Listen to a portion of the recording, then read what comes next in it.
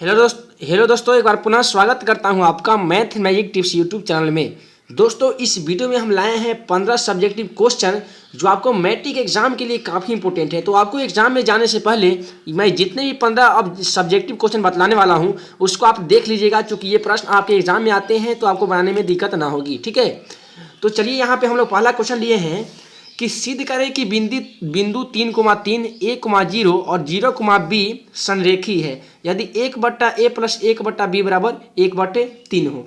तो आपको संरेखी का मतलब होता है कि सिद्ध करके लाना है कि वो 0 आ जाएगा। ठीक है, तो सबसे पहले हम इसको सॉल्व कर लेते हैं।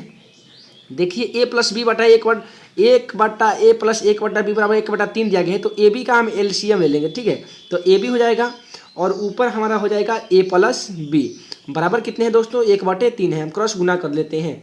तो देखिए ए बी में अगर 1 से गुना करेंगे तो हमारा ए बी ही आएगा।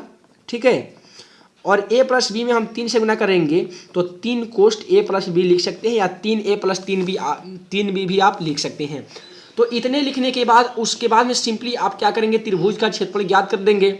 आपको फार्मूला मालूम होना चाहिए कि ये होते हैं 1/2 into x1 into y2 minus y3 plus x2 into y3 minus y1 plus x3 कोष्ट y1 minus y2। ठीक है, यही होते हैं आपको त्रिभुज का क्षेत्रफल। आपको याद कर लेना होगा, क्योंकि आप विदाउट फार्मूला इस क्वेश्चन को नहीं बना पाएंगे। देखिए 1/2 दिया गया है तो 1/2 लिखेंगे। अब x1 का मान दोस्तों यहाँ पे ये इसको मैं बता दूं, ये x1 के मान होते हैं, ये y1 का मान होते हैं, ये x2, ये y2 और ये हो जाएंगे x3 और ये हो जाएंगे y3। ठीक है, तो देखिए यहाँ पे हमको दिया गया है x1 का मान ज्ञात करने के लिए। x1 का मान दोस्तों कितने हैं, 3 है। आप लिखेंगे 3 कोष्ट लिखेंगे y2 का मान देख लीजिए, यहाँ पे है दोस्तों y2 का मान देखिए 0 है, तो आप लिखेंगे 0 माइनस y3 का मान आप देख पा रहे होंगे b दिया गया है। फिर है कोष्ट, अब प्लस दिया गया है x2 का मान दोस्तों a है, तो आप भी लिखेंगे a। ठीक है, फिर है y3 का मान आप देख सकते हैं b दिया गया है, तो आप भी लिखेंगे b, और माइनस y1 का मान देख लीजिए दोस्तों कितने हैं, 3 है, तो आप लिखेंगे 3। फिर है प्लस x3 का मान दोस्तों 0 है, आप भी लिखेंगे 0। देखिए y1 माइनस y1 का मान देख लीजिए, यहाँ पे 3 दिया गया है, तो आप लिखेंगे 3 माइनस y2 का मान दोस्तों है 0, तो आप भी लिखेंगे 0। ठीक है, तो जब इतना अगर बैठाने का तरीका आप सीख जाएंगे तो ऑलरेडी ये क्वेश्चन आपसे बन जाएगा। ठीक है, तो अब उसके बाद में काफ़ी सिंपल है। अब देखिए क्या करना है, 1/2 का 1/2 लिखेंगे, कोष्ट है और 3 है, कोष्ट हटता है तो गुना आपको मालूम ही होगा, और यहाँ पे देखिए माइनस बी है तो आप भी लिखेंगे माइनस बी। ठीक है, उसके बाद में प्लस आप लिखेंगे b में a से गुना करना है, तो सिंपली आप a भी लिख सकते हैं। ठीक है, b में a से गुना करने पे a भी माइनस है, 3 में a से गुना करना है तो 3a आप लिख सकते हैं। ठीक है, उसके बाद में प्लस है और 3 में से 0 गया 3, और 3 में 0 से गुना कर देंगे तो आपका सिंपली 0 आ जाएगा ना। तो इतना करने के बाद आपको करना क्या है वो मैं आपको बतला रहा हूँ। ठीक है, तो देखिए यहाँ पे हम 1/2 का 1/2, 3 में माइनस अगर b से गुना करें तो हमारा हो जाएगा -3b, फिर प्लस है ab। ठीक है, और फिर है -3a, ये माइनस प्लस 1 खत्म हो गया, चूँकि +1 इसमें जोड़ भी देंगे तो उतना ही होगा ना। तो देखिए उसके बाद में करना क्या है, 1/2 का 1/2। ठीक है, और यहाँ पे आपका क्या करते हैं कि हम यहाँ पे 3 कॉमन कर लेते हैं। तो चलिए -3 कॉमन कर लेते हैं, तो यहाँ पे हमारा बचेगा a प्लस b, और यहाँ पे भी हम अगर +3 कॉमन कर लेते हैं तो हमारा यहाँ पे बचेगा a प्लस b। ठीक है, यहाँ पे आप समझ सकते हैं। तो अब देखिए इसको क्या करना है कि +3a प्लस b है, और यहाँ पे है -3a प्लस b। तो माइनस और प्लस आपको मालूम होगा कि अगर घटा भी देंगे तो 0 आएगा, या काट भी देंगे तो आपका 0 आएगा। ठीक है, तो देखिए 1/2 का 1/2 आप लिखेंगे, कोष्ट हटता है तो गुना, और इतना में से आप घटाते तो भी 0 आता है और काट दिए तो भी 0 आएगा। तो 1/2 गुने 0 बराबर आपका 0 होगा, अतः ये बिंदु संरेख होगा। ठीक है, तो आपका दिया ही गया है कि सिद्ध करें कि बिंदु संरेख होगा। तो संरेख का मतलब अगर 0 आंसर आ जाता है तो वो बिंदु संरेख होता है। ठीक है, तो उसके बाद में ये क्वेश्चन हम लोग सॉल्व कर चुके हैं, और उसके बाद में एक काफ़ी इंपॉर्टेंट क्वेश्चन हम लोग देखेंगे जो दिया गया है कि 45 डिग्री का त्रिकोणमितीय अनुपात याद करें। ठीक है, तो ये काफ़ी इंपॉर्टेंट क्वेश्चन है, और चलिए मैं इसको बना देते हैं। हो सके तो आपको 60 डिग्री वाला भी पूछा जा सकता है, 30 डिग्री वाला भी पूछा जा सकता है। सबसे पहले आप एक समकोण त्रिभुज बना लेंगे। ठीक है, इस तरीके से समकोण त्रिभुज बना लेंगे, इसका आप नाम रख लेंगे a बी और सी, ठीक है। और ये आपका 45 डिग्री बोला गया है तो ये होगा आपका 45 डिग्री। तो अब क्या करेंगे कि आप लिख दीजिए कि माना कि ये भी एक समकोण त्रिभुज है जिसमें कोण बी बराबर कितने डिग्री है दोस्तों, ये 90 डिग्री है, ठीक है। तो आप मानेंगे कि माना कि ए बी बराबर बी सी बराबर एक्स। देखिए ए बी ये इसको एक्स माने, बी सी भी हम एक्स माने। तो अब सिंपली क्या करना है, हमको एच निकाल देना है। एच निकालना यानी कर्ण निकालना, आपको फॉर्मूला मालूम होना चाहिए कि रूट अंडर होता है P square plus B square, यानी X square plus X square, ठीक है। तो एक्स स्क्वायर मिलकर 2x स्क्वायर हो जाएगा, और 2 का वर्गमूल तो नहीं होता है लेकिन x का वर्गमूल होता है, यानी x रूट 3 हो जाएगा, रूट 2x भी लिख सकते हैं। तो यहाँ पे आप लिख सकते हैं रूट 2x ना। तो अब देखिए, अब बारी बारी से सभी त्रिकोणमितीय अनुपात का मान ज्ञात करना। आप लिखेंगे साइन 45 डिग्री बराबर, फॉर्मूला लगाएंगे पी बटे एच। पी का मान देख लीजिए x है और एच का मान देख लीजिए रूट 2x है, तो आप भी लिखेंगे रूट 2x। देखिए x से x एक मरतबा कटेगा तो ऊपर आपका एक बच गया, नीचे बच गया रूट 2, ठीक है। तो यानी आपका साइन 45 का जो मान होता है वो 1/√2 आता है, यहाँ पे आ गया है। फिर आप उसी तरीके से cos 45 का निकालेंगे, साइन tan 45 का, और उसके बाद cot 45 का। देखिए काफ़ी सिंपल है, यहाँ पे आप फॉर्मूला लिखते जाइएगा। उसके बाद में अगर cos का निकालना होगा ना तो cos 45 लिखिएगा, फॉर्मूला लिखिएगा b बटे एच, और b का मान देख लीजिए x है और h का मान रूट 2x है, ठीक है। तो x से x फिर आपका एक मरतबा कट जाएगा तो इसका भी आ जाएगा 1/√2। तो आपको मालूम होगा कि cos 45 का मान भी होता है 1/√2। तो चलिए ये क्वेश्चन तो हालांकि आप सॉल्व कर सकते हैं, क्योंकि समय काफ़ी कम है और बहुत सारे क्वेश्चन को सॉल्व करना है, इसीलिए हम जल्दी जल्दी आपको बतला रहे हैं, ठीक है। तो उसके बाद में हम एक अगला क्वेश्चन लिए हैं, ये भी काफ़ी इंपॉर्टेंट है और मैट्रिक एग्जाम में हर बार देखने को मिलता है ये। तो ये क्वेश्चन इस प्रकार है कि किसी वृत्त के केंद्र से, ठीक है, किसी वृत्त के केंद्र से 5 सेमी दूर स्थित किसी बिंदु ए से खींची गई स्पर्श रेखा की लंबाई यहाँ पे दिया गया है 4 सेमी है, तो वृत्त की त्रिज्या ज्ञात करें। काफ़ी सिंपल क्वेश्चन है। इसके लिए आप सबसे पहले एक वृत्त बना लेंगे इस तरीके से, ठीक है। एक इस तरीके से वृत्त बना लीजिएगा, ये आपका केंद्र हो गया। उसके बाद में क्या कीजिएगा, यहाँ पे मान लेते हैं इसका नाम ओ रख लेते हैं, यहाँ पे थोड़ा सा इसको बढ़ा देना है और यहाँ पे इसको मिला के और इसको इस तरीके से मिला देना है। मान लेते हैं इसका नाम हम कुछ रख सकते हैं, पी रखते हैं, इसका नाम ए रखते हैं।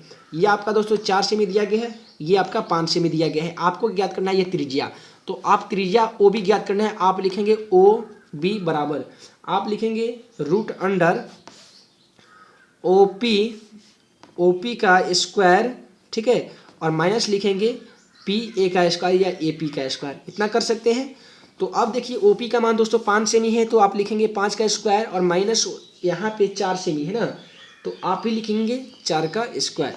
तो देखिए 5 का स्क्वायर आपको मालूम होगा कि 5 25 होते हैं और 4 के स्क्वायर आपका 16 होते हैं, तो 25 में से 16 घटाते हैं तो आपका आता है 9, और 9 का वर्गमूल आपका होता है 3। तो इस तरीके से आपका जो क्वेश्चन का आंसर आने वाला है वो हो जाएगा दोस्तों 3, ठीक है। तो अगर यह प्रश्न आपको एग्जाम में अगर आते हैं तो इजीली आप जिस तरह मैं आपको बतलाया हूँ उसी तरीके से आप बना लेंगे। तो हमें उम्मीद है कि ये क्वेश्चन आप बना सकते हैं।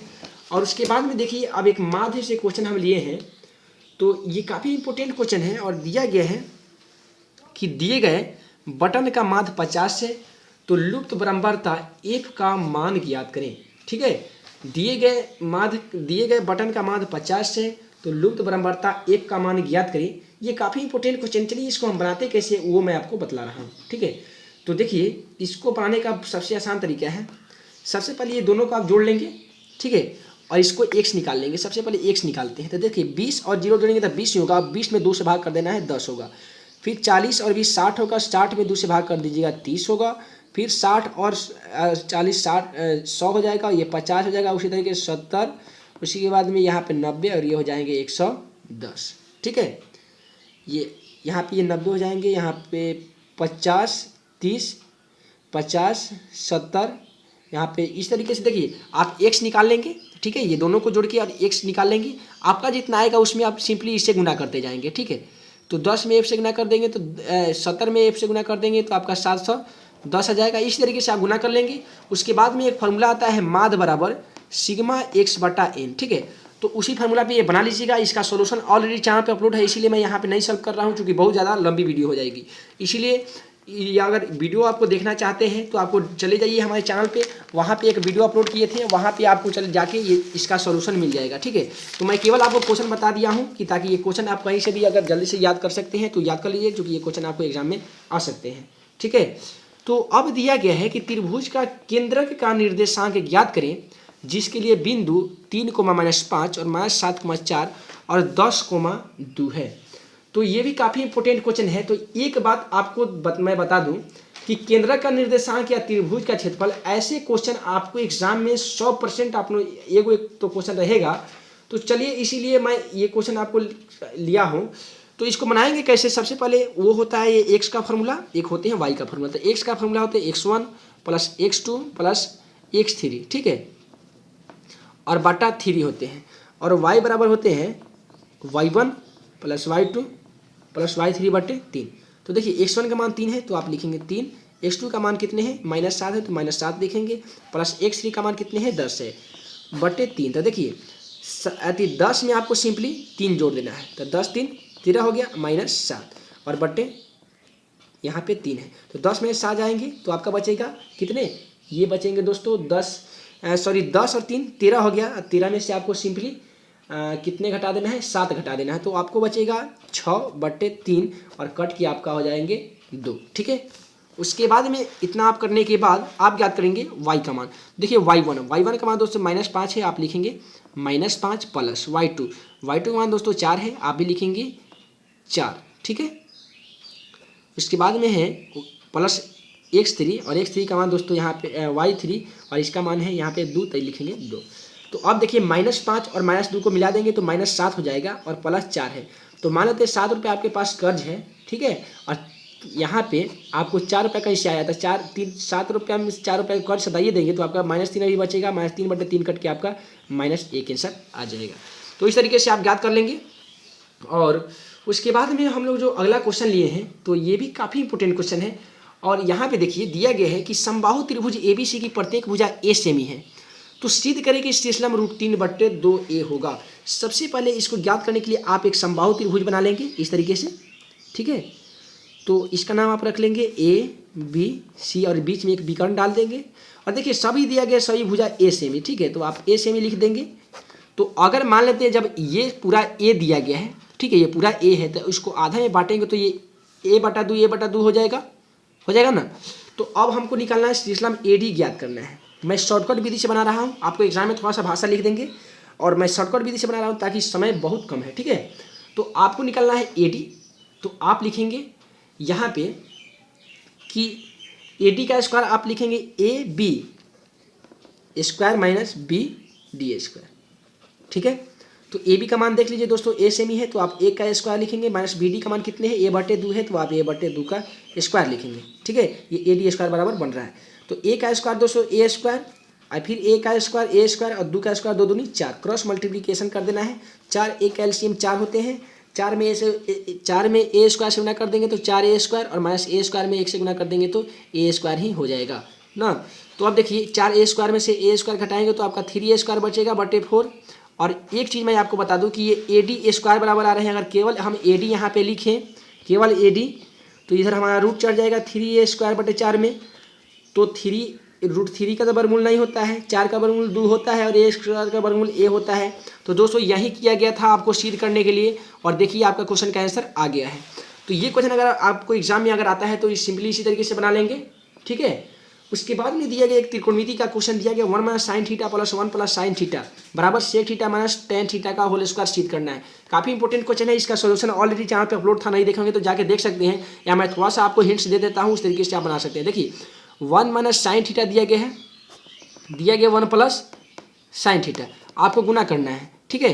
नीचे अगर 1 + sin θ है तो ऊपर गुना कर देंगे 1 - sin θ से, फिर लिखेंगे आप 1 - sin θ, ठीक है।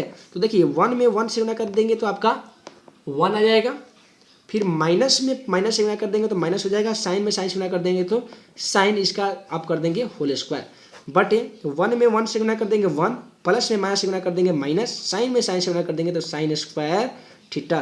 तो देखिए ऊपर वाला को तो आपको इसके बाद वाला लाइन में भी सेम टू सेम लिखना है 1 - sin θ का होल स्क्वायर, और नीचे लिखेंगे 1 - sin का थीटा बराबर कॉस स्क्वायर थीटा। आप इसको अलग अलग कर दीजिएगा, 1/, एक बार कॉस कर दीजिएगा, 1/, कॉस थीटा और माइनस साइन थीटा बटा कॉस थीटा। चूंकि ये कॉस थीटा देखिए, ये 2 कॉस थीटा, ठीक है, ये 2 कॉस थीटे हैं, तो 1/, कॉस और फिर एक बार कर दीजिएगा माइनस साइन बटा कॉस।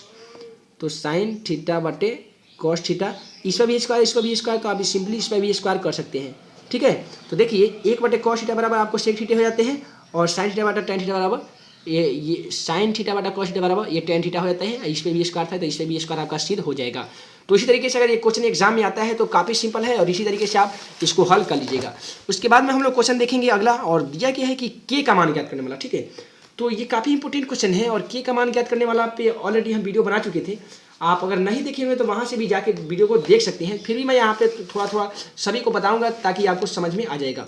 देखिए के का मान ज्ञात कीजिए, जिसके लिए तीनों बिंदु इतना इतना आप 3 बिंदु दिए गए हैं, त्रिभुज के क्षेत्रफल ज्ञात करना है। फॉर्मूला वही लगाएंगे, x1 + x2 + x3 x1 × y2 - y3 + x2, फिर y3 - y1 + x3, फिर लिखेंगे y1 - y2। यही होता है आपका फॉर्मूला, ठीक है। तो दिया गया 1/2, तो आप भी लिखेंगे 1/2 x1 का मान देख लीजिए दोस्तों 8 है, आप लिखेंगे 8। फिर दिया गया y2 का मान दोस्तों कितने हैं, -4 है, आप भी लिखेंगे -4, माइनस y3 का मान दोस्तों देख लीजिए -5 है, तो आप लिख देंगे +5, क्योंकि माइनस और माइनस प्लस हो जाते हैं, ठीक है। फिर है प्लस x2 का मान देख लीजिए k है दोस्तों, आप भी लिखेंगे k, और है y3 का मान -5 है, और माइनस y1 का मान देख लीजिए 1 है, आप भी लिखेंगे -1, प्लस x3 का मान दोस्तों कितने हैं, 2 है, आप भी लिखेंगे 2, और फिर है y1 का मान दोस्तों यहाँ पे कितने हैं, 1 है, और फिर माइनस y2 का मान देख लीजिए -4 है, तो उसको +4 कर सकते हैं, क्योंकि माइनस और माइनस प्लस हो जाते हैं। उसके बाद वाले स्टेप में आपका क्या करेंगे, 1/2 का 1/2, ये 8 है, तो आप 8 लिखेंगे, कोस सकते हैं तो गुना लिखा जाता है, ठीक है। तो माइनस यहाँ पे देख लीजिए -4 है और +5, यानी 4 रुपये आपके पास कर्ज है, 5 रुपये कैसे आया था, 4 रुपये आप सदा देंगे तो सिंपली आपके पास 1 रुपया बच जाएंगे। प्लस है, अब देखिए 5 और 1 6, यानी -6 जाएगा, और प्लस है तो और के है तो 6 के आप लिख सकते हैं, ठीक है, जो कि आपका माइनस में आएगा, तो यहाँ पे आप प्लस जगह पे आप लिख देंगे माइनस में। फिर है प्लस, और 3 और 1 4, और 4 में 4 और 1 5 जाएगा, 5 में 2 से गुना कर देंगे तो आपका 10 आ जाएगा, ठीक है। तो इतना तो आप कर सकते हैं। उसके बाद वाले स्टेप में क्या कीजिएगा कि 1/2 का 1/2 और 10 में सिंपली 8 को ऐड कर दीजिएगा, तो 10 और 8 आपका 18 - 6 की हो जाएगा, ठीक है। तो अब क्या